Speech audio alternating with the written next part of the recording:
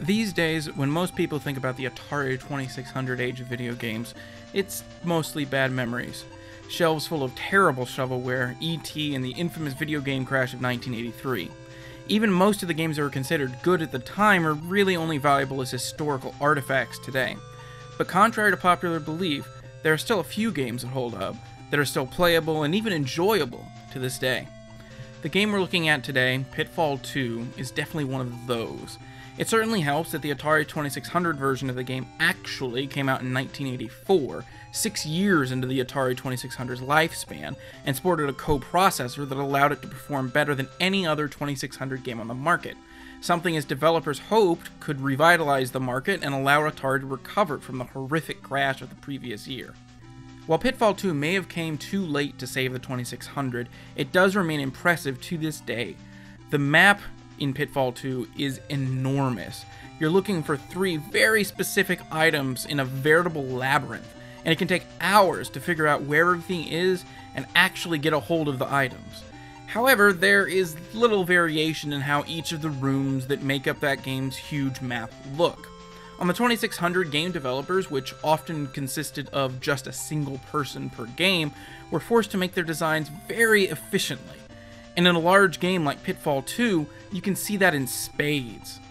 That same efficiency of design is also apparent in aspects other than the room design, most notably the game's music. There's only one track for the whole game, ostensibly to save space on the cart. And instead of doing what most games at the time would have done and switching to another music track when something happened, Pitfall 2 simply changes the tempo of the track that it already had. When you die and are returning to the last checkpoint, the music slows down and becomes more morose, but when you collect gold or achieve an objective, the music speeds up and becomes more joyful. And if I had to use a single word to describe Pitfall 2, it would probably be joyful. The game requires precise platforming skills and can certainly be frustrating at times, but it still managed to carry with it a sort of giddiness that you don't get in most modern games. And much like modern precision platformers like Donkey Kong Country Returns, the style and joyfulness make you willing to endure the challenging mechanics. But if I were to compare Pitfall 2 to anything in the modern sense, I would probably liken it to the current wave of roguelites that are flooding the market. The underground setting in and of itself evokes Spelunky, but there's more to it than that.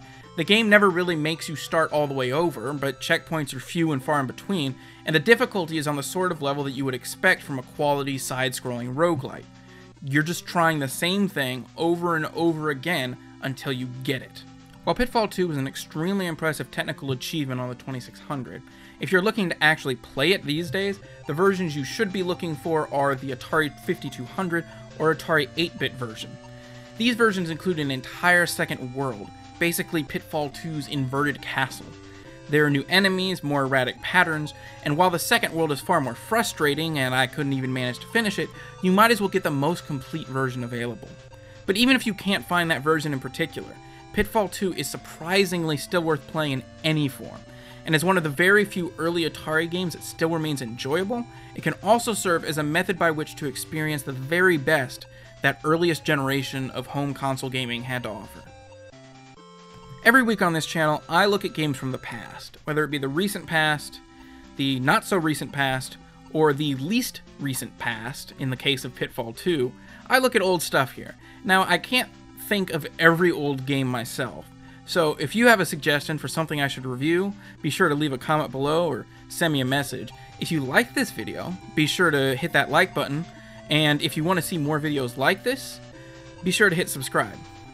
Thanks, and I'll see you next week.